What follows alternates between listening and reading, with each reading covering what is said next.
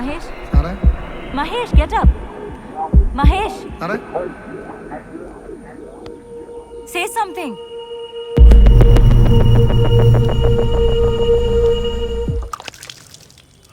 Mahesh, നമ്മൾ ഇന്നലെ രാത്രി അവിടെ ഒരുമിച്ചല്ലേ കിടന്നേ?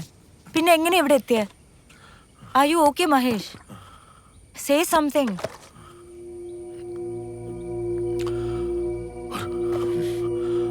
ഒരു ലോറി ഇന്നലെ രാത്രി ഒരു ലോറിയെ ഇടിച്ചിട്ടു. ലോറിയോ? ഇവിടെയോ? I'm okay. Leave it. വണ്ടി വന്നാ? വണ്ടിയൊക്കെ വന്നു. നീ മോനെ വിളിക്ക്. We have to move from here. Mahesh, are you really okay? Yeah, I'm okay.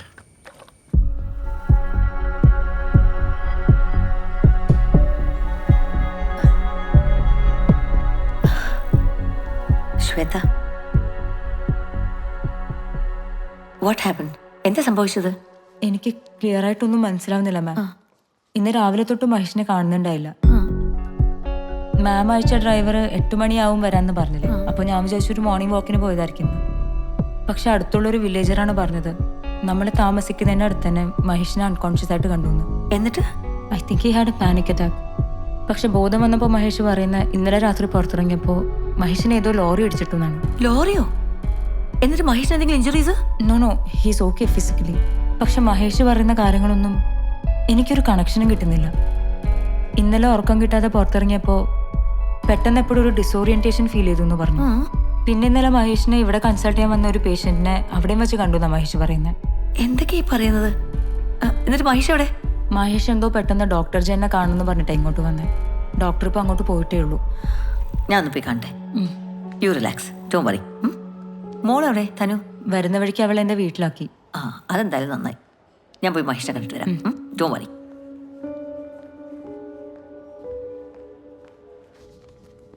ആ എത്തിയാ? എന്തായി? വണ്ടിയൊക്കെ ശരിയായോ? യാ ഡോക്ടർ ഒരു ഇമ്പോർട്ടൻറ്റ് കാര്യം ചോദിക്കാനുണ്ടായിരുന്നു. എന്ത് പറ്റി ഡോക്ടർ? ഡേ ബിഫോർ യെസ്റ്റർഡേ ഡോക്ടറിനെ കാണാൻ എൻ്റെ കൺസൾട്ടേഷൻ റൂമിൽ വന്നില്ലേ? OT4 വേക്കൻ്റ് ആണെന്ന് പറയാൻ. ഡോക്ടർ രമേഷിന്റെ ലീവിന്റെ കാര്യം പറയാൻ. എക്സാക്ട്ലി. അത് പറയാൻ ഡോക്ടറിന്റെ റൂമിലേക്ക് കയറുമ്പോൾ ഒരു പേഷ്യൻ്റ് എന്നെ കൺസൾട്ട് ചെയ്തിട്ട് ഇറങ്ങുന്നുണ്ടായിരുന്നു. I don't remember his name. May be in his late 70s with a long beard. Do you remember? ഞാൻ അങ്ങനെ ഒരാളെ കണ്ടതായിട്ട് ഓർക്കുന്നില്ല. അതുപോലെ ഞാൻ റൂമിൽ വന്നപ്പോൾ you are sleeping in your chair. What? ഡോക്ടറെ, ഡോക്ടർ. ശരി ഡോക്ടർ. അല്ല ഡോക്ടറെ, അങ്ങനെ ഒരു പേഷ്യന്റിന് ഇൻഫർമേഷൻ വേണമെങ്കിൽ രജിസ്ട്രേഷൻ ഡെസ്ക് ചോദിച്ചാൽ പോരെ? അങ്ങനെ ഒരു രജിസ്ട്രേഷൻ റെക്കോർഡ്സിലില്ല. Anyways, thank U.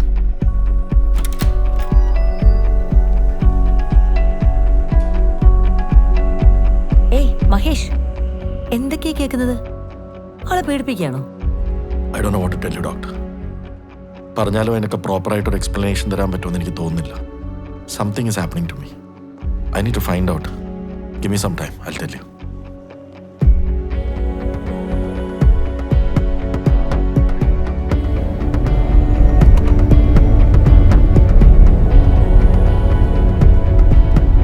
Listen Mahesh, എനിക്ക് വല്ലാണ്ട് പേടിയാവുന്നുണ്ട്. I have never seen you this nervous. ഇത്രയും സ്ട്രേഞ്ച് ആയിട്ടുള്ള എക്സ്പീരിയൻസ് എൻ്റെ ലൈഫിൽ ഇതുവരെ ഉണ്ടായിട്ടില്ല Shweta. And you know about it. ഇതിൽ എന്താ ഇപ്പോൾ സ്ട്രേഞ്ച് ആയിട്ടുള്ളത്? I just think you had a panic attack and your mind is not ready to accept it. So probably your mind is creating some stories about it.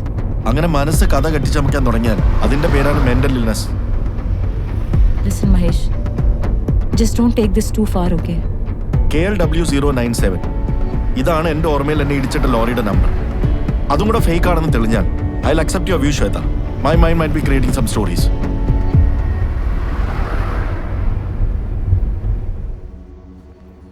Hi. പറയൂ. Sudhi sir. Oh hi sir, I am doctor Mahesh. ആ സാറേ ഇരിക്കും. Thank you. Jain ഡോക്ടറിനെ വിളിച്ചിരുന്നു. ആ, അത് വെബ്സൈറ്റിൽ കാണാത്തതുകൊണ്ടാണ് സാറിനെ ബുദ്ധിമുട്ടിച്ചത്. അയ്യോ, അതത്ര വലിയ പണിയൊന്നുമല്ല. ഈ KLW 097 എന്ന് പറയുന്നത് ടാറ്റയുടെ ഒരു പഴയ ലോറിയാണ്. ഒരു ചെറിയ കുഴപ്പം എന്താണെന്ന് വെച്ചാൽ ഈ ലോറി ഡിസ്പോസ് ചെയ്തിട്ട് 15 വർഷമായി. ഇതിൻ്റെ ലാസ്റ്റ് ടാക്സ് അടച്ചിട്ടുള്ളത് 2003-ലാണ്.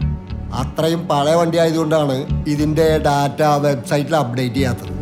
ഈ ലോറി ആരുടെ പേരിലാണ്? ഓണറുടെ അഡ്രസ്സും ഡീറ്റെയിൽസ് അതിലുണ്ട്. ഇനി എന്തെങ്കിലും ആവശ്യമുണ്ടെങ്കിൽ വിളിച്ചാൽ മതി. Thank you. ശരി.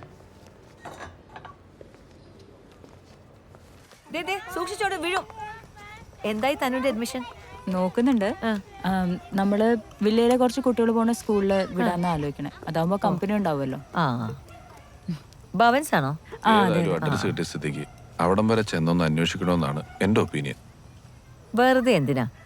അതെ, നിങ്ങൾ ഈ സർജൻസിന്റെ കുഴപ്പം എന്താണെന്ന് വെച്ചാൽ എല്ലാത്തിനെയും ഒരു സർജിക്കൽ അപ്രോച്ചോടെ മാത്രമേ കാണുള്ളൂ.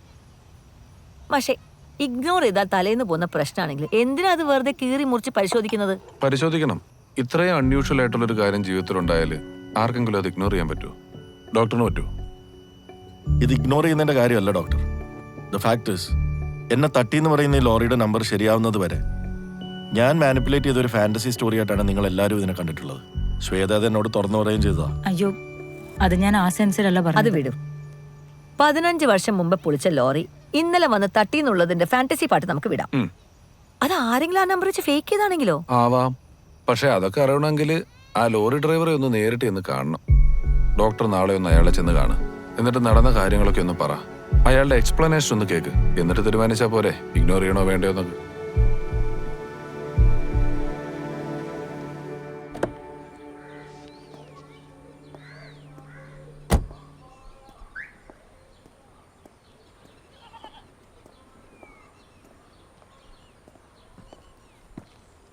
ആരാ? ആന്റണി ചേട്ടൻ. ഞാൻ വിളിക്കാം. ഓ,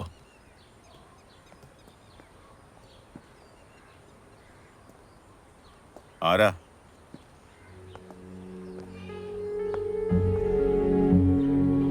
നമ്മൾ തമ്മിൽ അറിയില്ല. ഞാനൊരു കാര്യം അറിയാൻ വേണ്ടി വന്നതാണ്. ഈ KLW 097 ചേട്ടന്റെ ലോറിയില്ലേ? ആയിരുന്നു. അതിനിപ്പോ ആ ലോറി ഇല്ലല്ലോ. അതറിയാം. ആ വണ്ടി ചേട്ടൻ്റെ ഉണ്ടായിരുന്നപ്പോൾ പറ്റിയൊരു അപകടത്തെ പറ്റിയാണ് എനിക്കറിയേണ്ടത്. നിങ്ങൾ പറഞ്ഞ ആ ലോറി പൊളിച്ചിട്ട് തന്നെ ഇപ്പോൾ ഒരുപാട് കൊല്ലായി. അല്ല, ആ വണ്ടി എൻ്റെ കയ്യിലുണ്ടായിരുന്ന പെടുന്ന ആക്സിഡന്റിനെ പറ്റി ഇപ്പം എന്തിനാ ചോദിക്കുന്നത്? ചേട്ടാ, ആ വണ്ടി ഉണ്ടാക്കിയ എല്ലാ അപകടങ്ങളെക്കുറിച്ചൊന്നും എനിക്കറിയണ്ട. എനിക്കൊരൊറ്റ കാര്യം അറിഞ്ഞാൽ മതി. മറയൂർ കാന്തല്ലൂർ റൂട്ടിൽ വെച്ച് എവിടെയെങ്കിലും രാത്രി ആ വണ്ടി ഒരാളെ ഇടിച്ചിട്ടുണ്ടോ?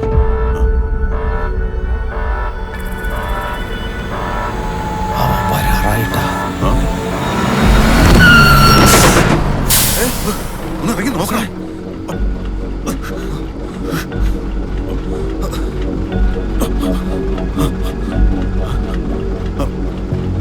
ഇവിടെയൊന്നും കാണാനില്ല.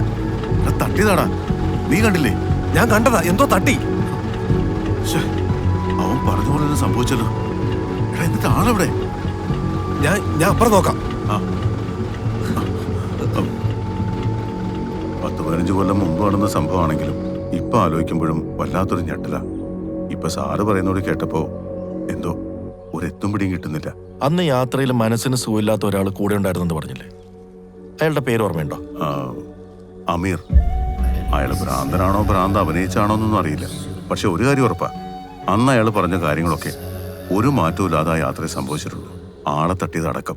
അന്ന് ഈ വണ്ടി തട്ടിയ ആളുടെ മുഖം ചേട്ടന് ഓർമ്മയുണ്ടോ? ഇല്ല സാറേ, അതിന് മാത്രം സമയമൊന്നും ആ അപകടത്തിനുണ്ടായിരുന്നില്ല. പക്ഷെ തട്ടി, അതുറപ്പാ.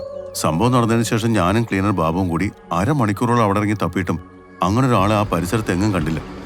ആശാനെ, അവനെ ക്യാബിൽ കാണാനില്ല.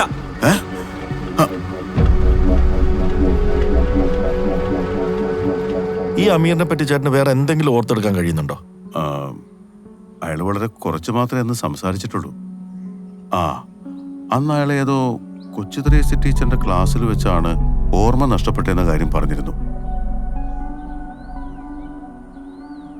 ശരി ഏട്ടാ. ഓ, താങ്ക് യു. വരട്ടെ. സാറേ, അയാൾ അടുത്തുണ്ടെങ്കിലേ അവിടെ ഒച്ചു വരാറുണ്ട്. ഒച്ചോ? അതെ സാറേ. ഓക്കെ.